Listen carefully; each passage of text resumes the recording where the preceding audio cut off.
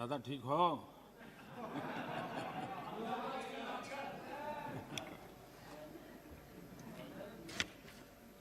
आदरणीय सभापति जी,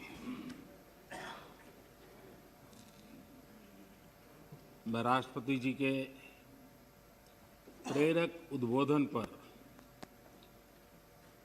आभार प्रस्ताव की चर्चा में शरीक होने के लिए और राष्ट्रपति जी का धन्यवाद करने के लिए कुछ बातें प्रस्तुत करूंगा।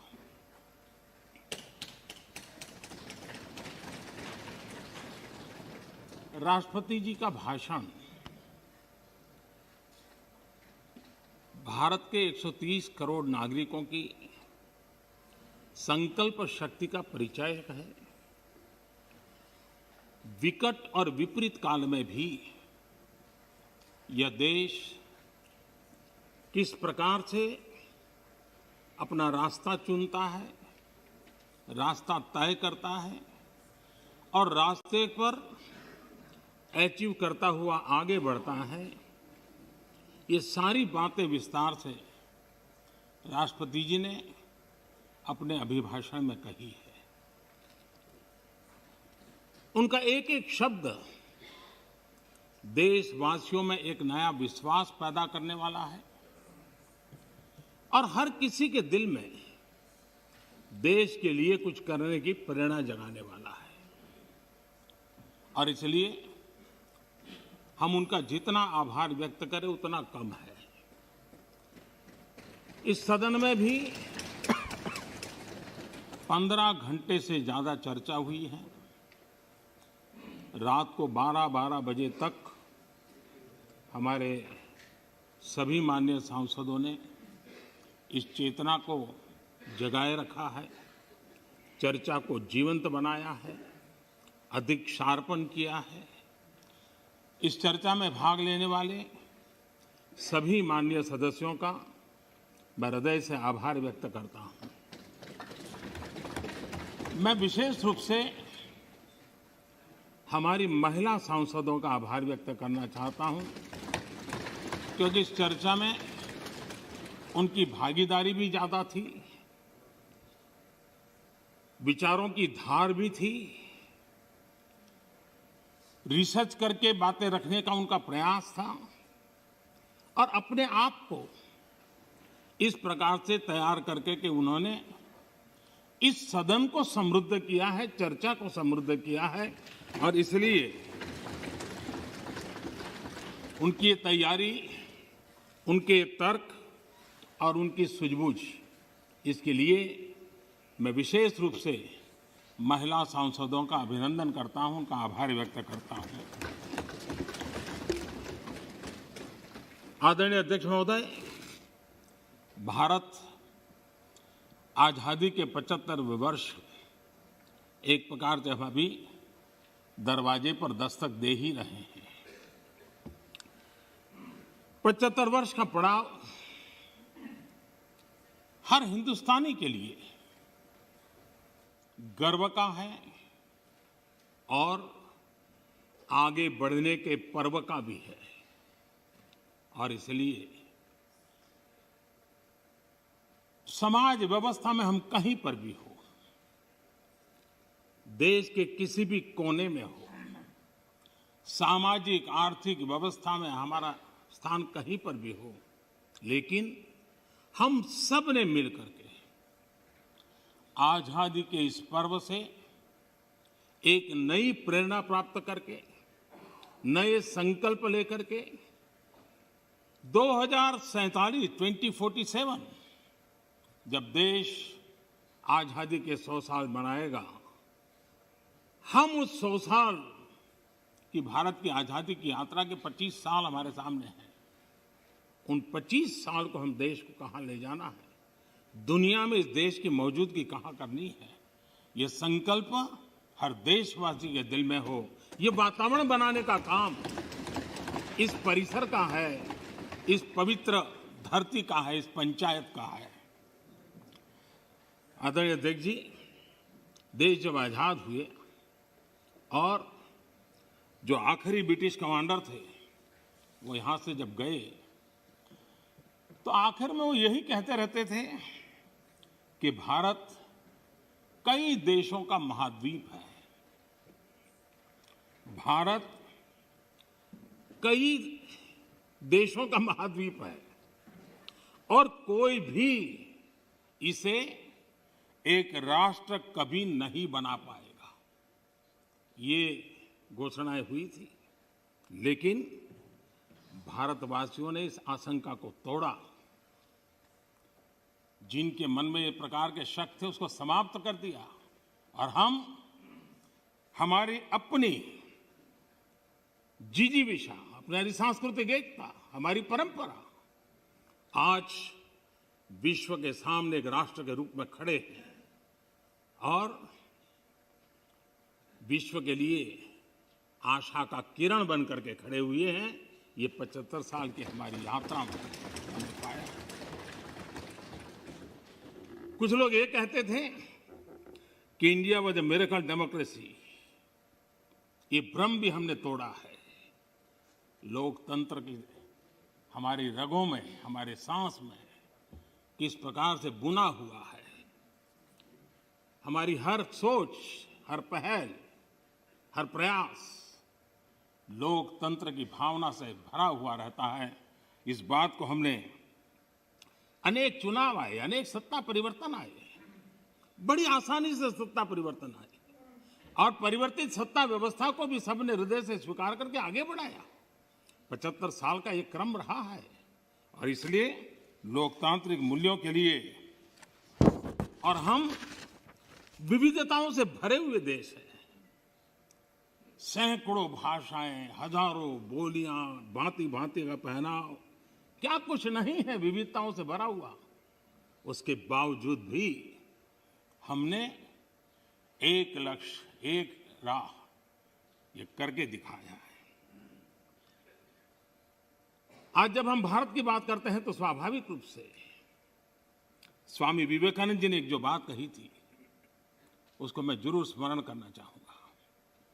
विवेकानंद जी ने कहा था, every nation has a message to deliver, every nation has a message to deliver, a mission to fulfil,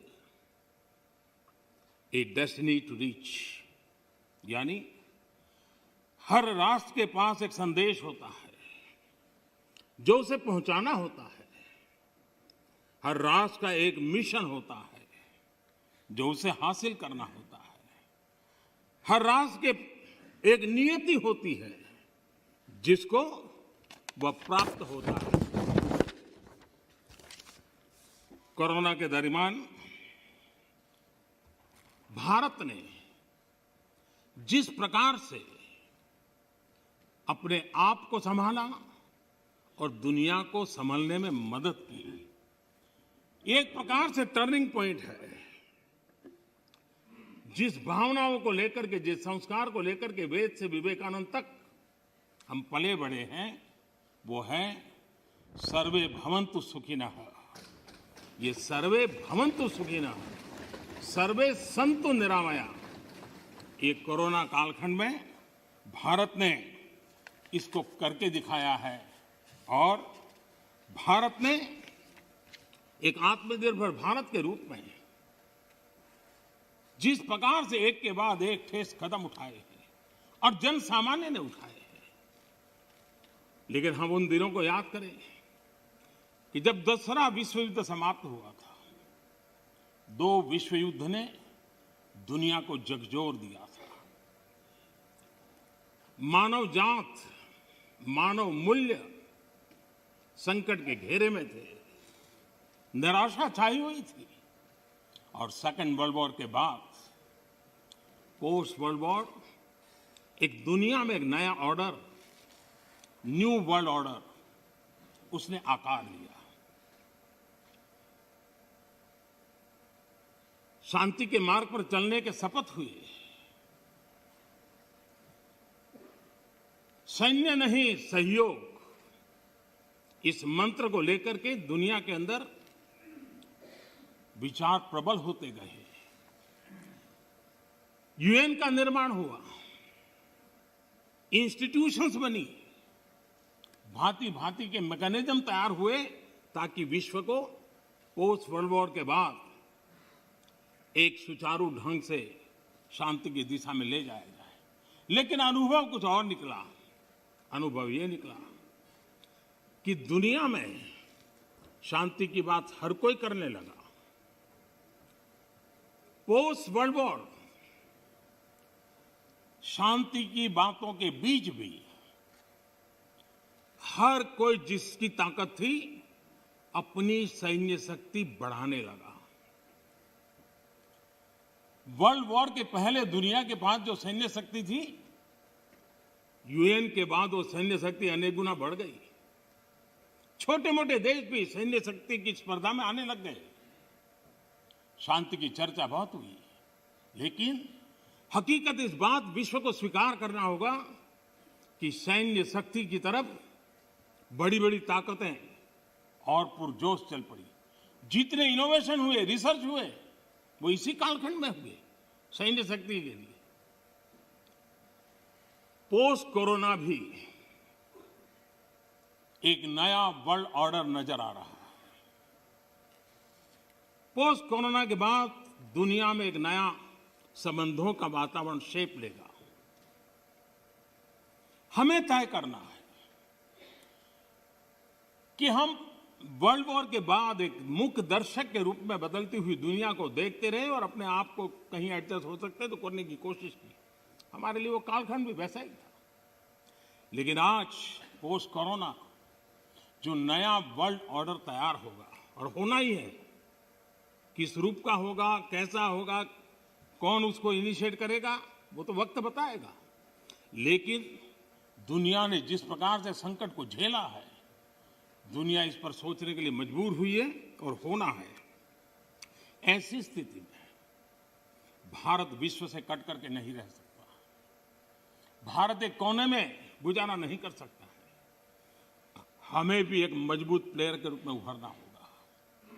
लेकिन सिर्फ जनसंख्या के आधार पर हम दुनिया में अपनी मजबूती का दावा नहीं कर पाएंगे। वो एक ताकत है, लेकिन इतनी ताकत मात्र से नहीं चलता है। नए वर्ल्ड ऑर्डर में भारत को अपनी जगह बनाने के लिए भारत को सशक्त होना पड़ेगा, समर्थ होना पड़ेगा, और उसका रास्ता है आत्मनिर्भर भारत। आज फार्मेसी में हम आत्मनिर्भर हैं, हम दुनिया के कल्याण के काम आते हैं। भारत जितना आत्मनिर्भर बनेगा और जिसकी रगों में सर्वे सुखिनः भवन्तु का मंत्र जड़ा हुआ है, वो जितना सामर्थ्यवान होगा, मानव जात के कल्याण के लिए, विश्व के कल्याण के लिए एक बहुत बड़ी भूमिका अदा कर सकेगा। और इसलिए हमारे लिए आवश्यक है कि हम आत्मनिर्भर भारत इस विचार को बल दें और ये हम मान के चलें। ये किसी शासन व्यवस्था का विचार नहीं है, ये किसी राजनेता का विचार नहीं है। आज हिंदुस्तान के हर कोने में वोकल फॉर लोकल सुनाई दे रहा है और लोग हाथ लगाते देखते हैं। लोकल, यह आत्मगौरव का भाव आत्मनिर्भर भारत के लिए बहुत काम आ रहा है।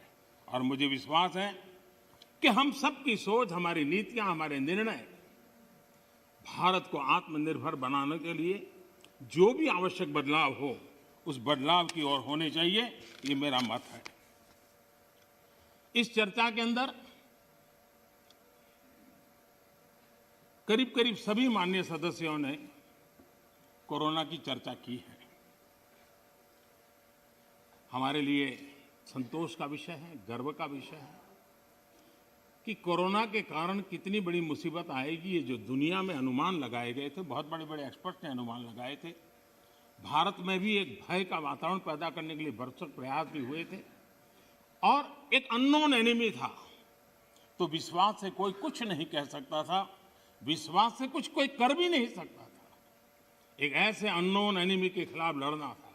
और इतना बड़ा देश, इतना थिकली पॉपुलेटेड देश, इतनी कम व्यवस्थाओं वाला देश, दुनिया को शक होना बड़ा स्वाभाविक भी था, क्योंकि विश्व के बड़े बड़े देश कोरोना के सामने घुटने टेक चुके थे, तब भारत कैसे टिक पाएगा? और भारत एक बार हालत खराब हो गई तो विश्व को कोई नहीं बचा पाएगा, ये समीकरण भी लोग लगा रहे थे। ऐसे में ये 130 करोड़ देशवासियों की डिसिप्लिन, उनका समर्पण, इसने आज हमें बचा के रखा है। क्रेडिट गोज टू 130 करोड़ हिंदुस्तानी, और इसका गौरवगान हमें करना चाहिए। भारत की पहचान बनाने के लिए ये भी एक अवसर है।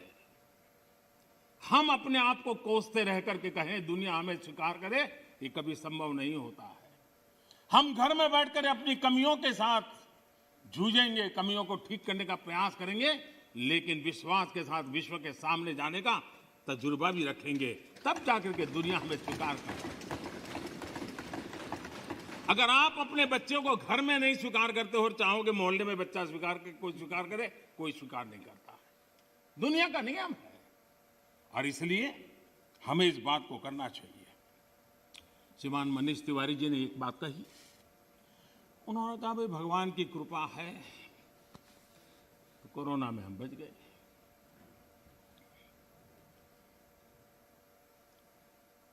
मैं इस बात से जरूर कुछ कहना चाहूंगा। ये भगवान की ही कृपा है जिसके कारण दुनिया इतनी बड़ी हिल गई, हम बच गए, भगवान की कृपा। क्योंकि वो डॉक्टर्स, वो नर्स भगवान का रूप बन के आए थे। क्योंकि वो डॉक्टर, वो नर्स अपने छोटे छोटे बच्चों को शाम को घर लौटूंगा कह करके जाते थे। 15-15 दिन तक लौट नहीं सकते थे, वो भगवान का रूप लेकर के आए थे। हम कोरोना से जीत पाए क्योंकि ये हमारे सफाई कर्मचारी, मौत और जिंदगी का खेल उनके लिए भी था, लेकिन जिस मरीज के पास कोई नहीं जा सकता था, मेरा सफाई कर्मचारी वहां जाकर के उसको साफ सुथरा रखने का प्रयास करता था।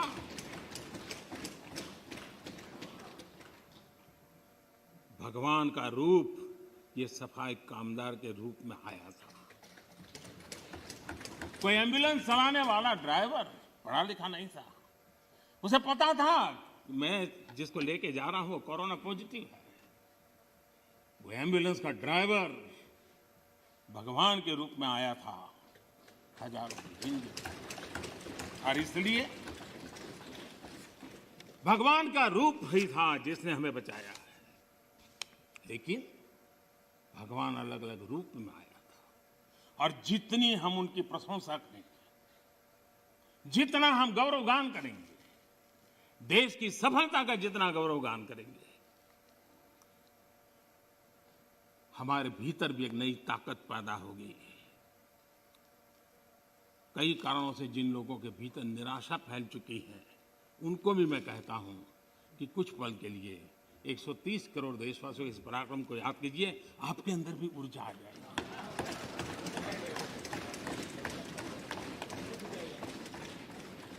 माननीय अध्यक्ष जी, इस कोरोना काल एक ऐसा कसौटी का काल था जिसमें सच्ची कसौटी तब होती थी जब संकट होता है। सामान्य स्थिति में बहुत जल्दी ध्यान में नहीं आता है। दुनिया, बड़े बड़े देश, कोरोना में जो हुआ वो तो है, लेकिन उन्होंने हर एक ने तय किया कि वे अपने नागरिकों को सीधे पैसे पहुंचाएंगे ताकि इस संकट की घड़ी में उनके नागरिकों को मदद मिले। आपको जानकर के ताज्जुब होगा, दुनिया के बहुत सारे देश उस कोरोना, लॉकडाउन, कर्फ्यू, आशंका, इस वातावरण के कारण चाहते हुए भी खजाने में पाउंड और डॉलर के ढेर होने के बावजूद भी अपने नागरिकों तक नहीं पहुंचा पाए। बैंक बंद, पोस्ट बंद, व्यवस्थाएं बंद, कुछ नहीं कर पाए। इरादा था, घोषणाएं भी हुई। ये हिंदुस्तान है कि जो इस कोरोना कालखंड में भी करीब करीब 75 करोड़ से अधिक भारतीयों को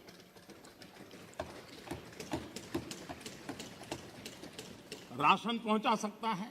8 महीने तक राशन पहुंचा सकता है।